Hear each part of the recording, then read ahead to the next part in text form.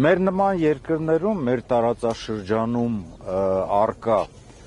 փխրուն անվտանգության միջավայրի, արտաքին եւ ներքին սպառնալիքների պայմաններում մեր նման երկրները կարող են իրենց անվտանգությունն ապահովել ոչ միայն միայնակ իրենց ազգային երաշխիքների ձևավորման, բանակի հզորացման, այլ նաեւ պարտադիր կերպով հավաքական անվտանգության, դաշնակցային հարաբերությունների պայմաններում։ ՀԱՊԿ-ի հետ հարաբերությունները փչացրել է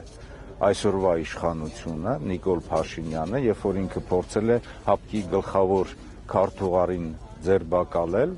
ՀԱՊԿ-ի հետ հարաբերությունների այնուհետև սառեցման պատասխանատուն ինքն է, որովհետև մեր տարածաշրջանում մենք ՀԱՊԿ-ի հետ հարաբերությունները ձևավորում ենք գլոբալ առումով տարածաշրջանային խոշոր պետությունների դեմ պայքարելու համար։ Ես նկատի ունեմ Թուրքիան, իսկ Ադրբեջանի հետ մենք ի վիճակի ենք եղել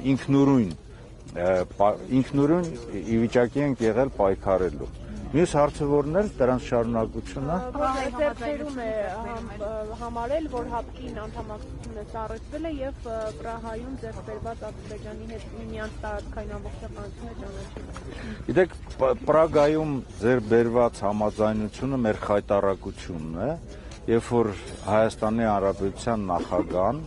տարիներով մեր նորագույն պատմության ընթացքում տարիներով ձեռքբերված բանակցային փորձը, բանակցային ներուժը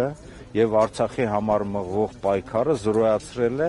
ճանաչելով Ադրբեջանի տարածքային ամբողջականությունը, ընդ որում ինքը ճանաչել է նաեւ չափերով, ընդ որում Արցախը ներառյալ։ Այնինչ մեր նորագույն պատմության ընթացքում սրբություն է եղել Արցախի անկախության, Արցախի ինքնորոշման համար տարվող մեր գործունեությունը։ Եվ գիտեք, երբ որ խնդիրներ կան դաշնակցային, գործընկերային հարաբերությունների մեջ, այդ խնդիրներից ոչ թե պետք է խռովել, այստեղ երեխայական մակարդակի չպետք է լինեն միջպետական, գործընկերային եւ դաշնակցային հարաբերությունները, այլ պետք է գրագետ կերպով ընտրել հմուտ արտաքին քաղաքականության մարտավարություն եւ լուծել այդ բոլոր խնդիրները։ Այնպես որ հիմնական մեղավորը այս իրավիճակի ինքը հենց Նիկոլ Փաշինյանն է։